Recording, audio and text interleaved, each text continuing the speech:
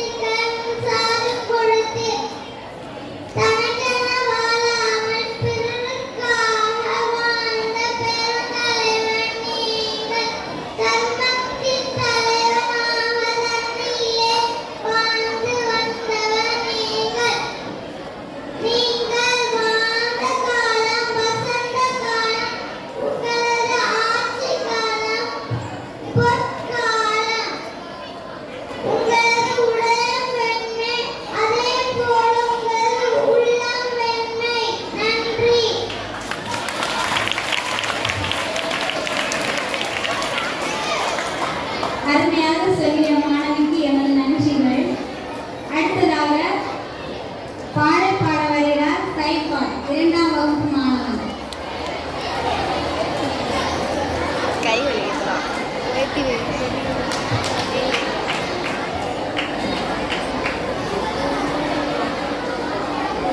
I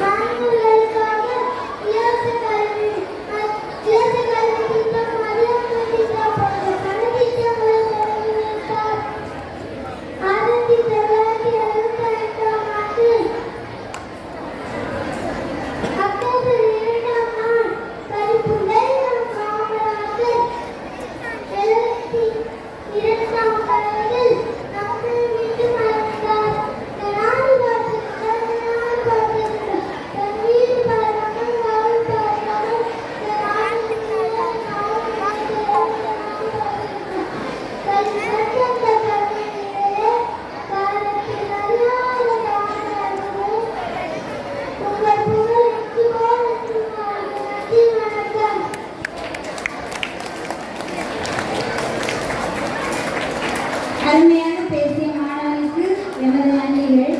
அடுத்ததாக கவிதை பேச வருவது பாத்திமா தஃபிகா, 5ஆம் வகுப்பு மாணவன். அனைவருக்கும் வணக்கம். எளிமைக்கு நீங்கள் எடுத்துக்காட்டு. தமிழ்நாட்டு மக்கள் தான் உங்கள் உயிர்காட்சி. நீங்கள் உழைப்பால் உயர்ந்தவர், ஊருக்கு உழைத்த உத்தமர், நாட்டுக்காக வாழ்ந்த நல்லவர், அணைகள் கட்டி நீரை தேக்கினர். நீங்கள் வாழ்ந்த காலம் அது வசந்த காலம், உங்களது ஆட்சி காலம் பொற்காலம். அழகு தமிழ் உங்கள் பேச்சு, சமத்துவமே உங்கள் மூச்சு. அழகு தமிழ் உங்கள் பேச்சு, சமத்துவமே உங்கள் மூச்சு. கல்வி கண் திறந்தாராக கண்ணில் தூக்கம் குறைத்தார். கற்றது கையளவு, கல்லாதது உலகளவு. புல கல்வி திட்டத்தை நீக்கியவர்.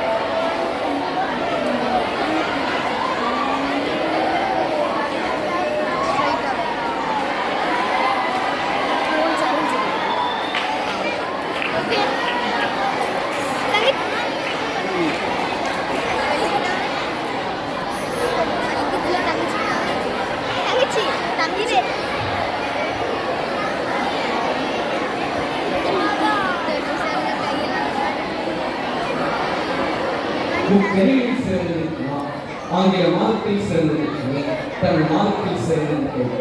மூன்றெழுத்தை சேர்க்கும் ஆகியவாக அமர்ந்திருக்கும் தலைமை ஆசிரியர் அவர்களுக்கும் அனைவருக்கும் என் மேலான உடற்பிறப்புகள் ஆகியவர்கள் அனைவருக்கும் என்பதற்கான வணக்கத்தை தெரிவித்துக் கொண்டேன்.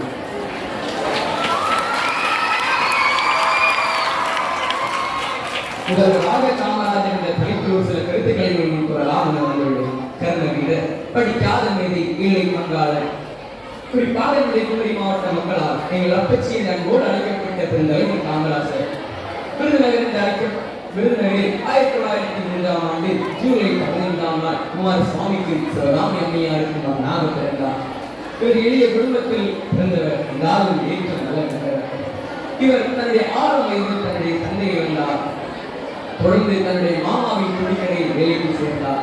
அங்கே தலைவர்களின் பேச்சால் ஈர்க்கப்பட்டு காமராஜர் விடுதலை போராட்டங்களில் தன்னை ஈடுபடுத்திக் கொண்டார். தமிழக காங்கிரஸ் கமிட்டியின் தலைவராக இருந்த காமராஜர் 1954ஆம் ஆண்டு தமிழகத்தின் முதலமைச்சராக பதவியேற்றார். பதவியேற்றவுடன் முதலாவதாக ராஜாஜி கொண்டு வந்த பள்ளிக்கல்வி திட்டத்தை அடியோடு அளித்தார். அவரால் மூடப்பட்ட 6000 பள்ளிகளை இருந்தார். அது மட்டுமின்றி அது பொது பெண்களுக்கு படிப்பேன் என்ற பழக்கத்தை மாற்றி பெண்கள் கல்வி கற்க பாடுபட்டார். அது மட்டுமின்றி அனைத்து மாணவர்களும் கல்வி கற்க வேண்டும், அனைவருக்கும் தரமான கல்வி வழங்கப்பட வேண்டும் என்பதற்காக இலவச மதிய உணவுடன் கூடிய பள்ளியை திறந்து வைத்தார். அது மட்டுமின்றி இலவச பள்ளி சீருடை, பாடப்புத்தகம் போன்றவற்றை வழங்கினார். அதனை நாம் இன்றைக்கும் பெற்று தரமான கல்வியை நாம் சுற்றிக் கொண்டிருக்கிறோம் என்றால் அதற்கு மாற்றப்பட்ட கருத்து இல்லை. ஒருமுறை டெல்லியில் நடைபெற்ற அரசு பொருட்காட்சியை திறந்து வைப்பதற்காக அன்றைய பாரத பிரதமர் நேரு சென்றிருந்தார். சில அமைச்சர்களும் சென்றிருந்தனர். அதில் இந்திய காங்கிரஸ் கட்சி தலைவராக யாரை கூப்பிடுறது அவங்க ஸ்டேஜ்ல ஃப்ரண்ட்ல வரணும். யார் நல்லா சத்தமா பேசுறீங்களோ அவங்க தான் ஃப்ரண்ட்ல கூப்பிடுவேன். சரியா? சரி, இப்போ நிறைய பேர் உங்களுக்கு ஸ்பீச் நடத்தினாங்க இல்லையா, பேசினாங்க இல்லையா? யாரை பத்தி பேசினாங்க? Very good. இந்த நாள் எந்த நாள்? கல்வி வளர்ச்சி நாள். அப்படின்னா என்ன? ஒரு ஆள்வா கிஃப்ட் தருவேன். சரி, கல்வி வளர்ச்சி இவ்வளோ நாள் நிறைய பேர் பேசினாங்கல்ல, அந்த காமராஜரை நீங்க பார்த்துருக்கீங்களா? போட்டோல பார்த்துருக்கீங்க. அவங்கள பற்றி நல்ல குணாதிசயங்கள் சொன்னாங்கல்ல, அதுல ஒரு 3 குணாதிசயம் உனக்கு பிடிச்சதை மட்டும் வந்து அந்த மைக்ல சொல்ல.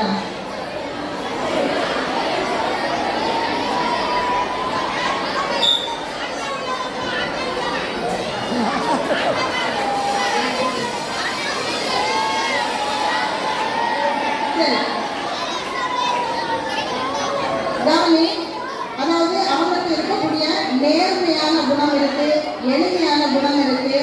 நீங்க கேட்கறது மாதிரி இல்லை. ஸோ நான் இதோட ஸ்டாப் பண்றேன். சரியா?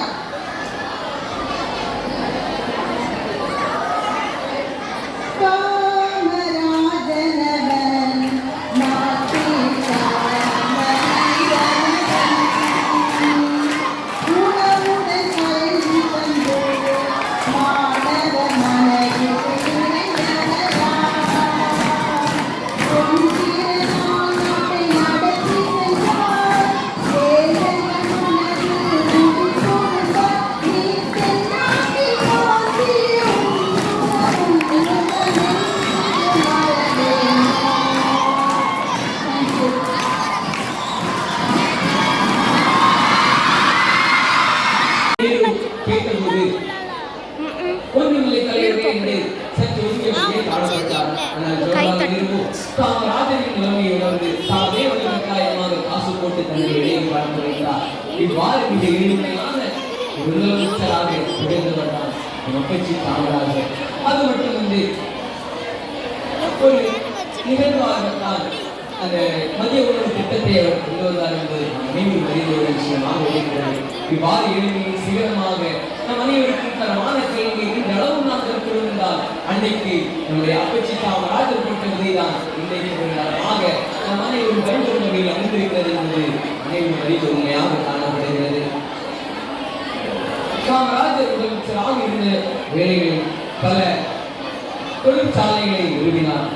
மிக முக்கியமாக காணப்படும் ஒரு ஆச்சரியமான நிகழ்வு என்னவென்றால் அவரிடம் ஒரு தொழிற்சாலையின் அதிபர் வந்து ஒரு தொழிற்சாலை நாங்கள் நிறுவப் போகிறோம், அதற்கான அனுமதி எங்களுக்கு தாருங்கள் என்று காமராஜரிடம் கேட்டபோது, நீங்கள் சாலைக்கு ஒரு கிலோமீட்டர் தள்ளி நீங்க அந்த ஆலையை வச்சீங்க அப்படின்னா அதன் மூலமா என்னுடைய மக்களுக்கு மின்சாரம், அதன் மூலம் என்னுடைய மக்களுடைய வாழ்க்கையும் உயர்படையும் என்பதை அறிஞ்சு அவர் மூல ஒரு புத்தக ஒப்பந்தத்தை போட்டார். அதன் மூலமாக எத்தனையோ கிராமங்கள் மின்சாரத்தை கண்டு கொண்டது, எத்தனையோ மனிதர்களுடைய வாழ்க்கையில் பிரகாசித்தது. இவ்வாறு பல நல்ல காரியங்கள் முதலமைச்சராக இருந்து காமராஜர் ஆட்சி இருக்கிறார். அதன் நம்முடைய காரியங்களை நாம் இன்றைக்கும் பெற்றுக் கொண்டிருக்கிறோம், அதை நாம் சாக்கிக் கொண்டிருக்கிறோம். குறிப்பாக சொல்ல போனால் காமராஜருடைய சாதனைகள் சொல்ல இயலாது. ஆகிய சாதனைகள் ஆயிரம். இன்னைக்கு நீங்கள் ஒரு நாள் இந்த இடத்தில் நான் இந்த இடத்தில் பேசுவதற்கு காரணம் காமராஜராக நான் இருக்கும். அன்னைக்கு அவர் கொடுத்த கல்வி இன்னும் நமக்கு பயன்படுகிறது. நட்சத்திரத்தை குறிவை மரத்தை சுட்டாலும் பரவாயில்லை என்பார் வைப்பதே முக்கியம். காமராஜரின் புகழை சாற்றுவது என்னுடைய கடமை.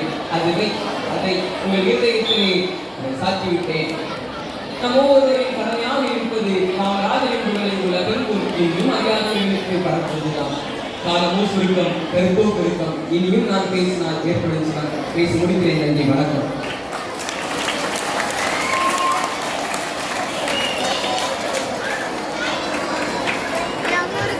அருமையாக பேசிய மாணவருக்கு எமது நன்றிகள்.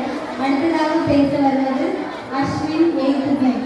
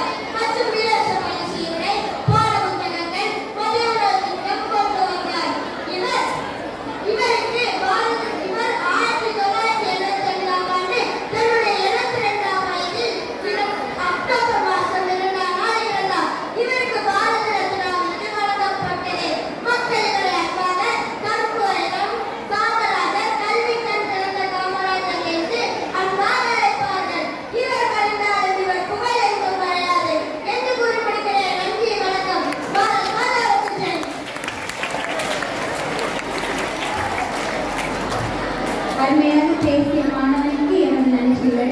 அடுத்ததாக பாடல் பாட வருகிறார் அபர்ணா, 7ஆம் வகுப்பு மாணவி.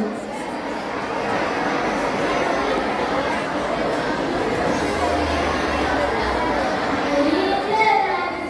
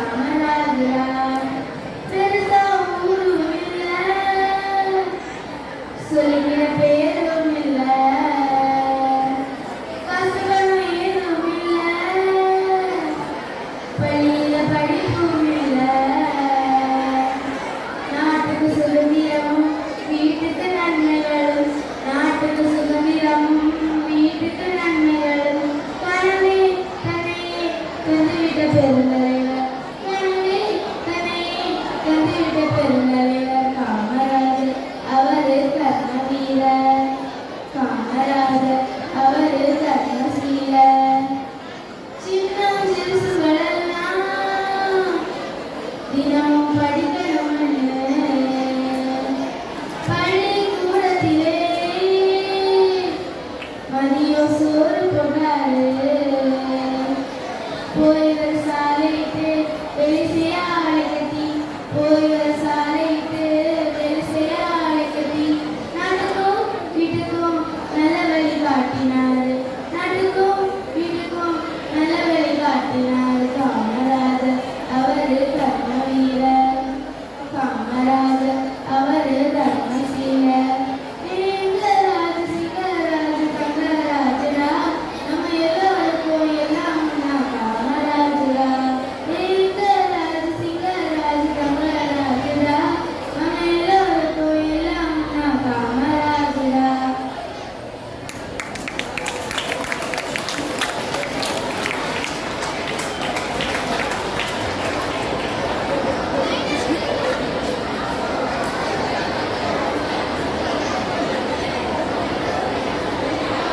அடுத்ததாக வாழ்த்துரை வழங்க வருவது நம் தலைமை ஆசிரியர் அவர்கள்.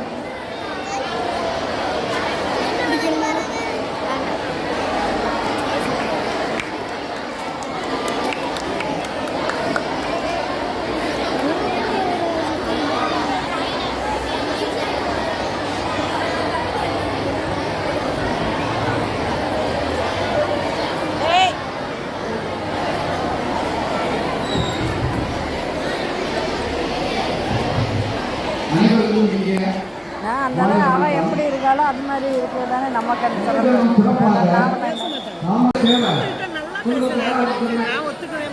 ஒரு நாடு வளம் பெற வேண்டும் என்றால் என்னென்ன பரிமாணங்கள் நாம் வளர வேண்டும்?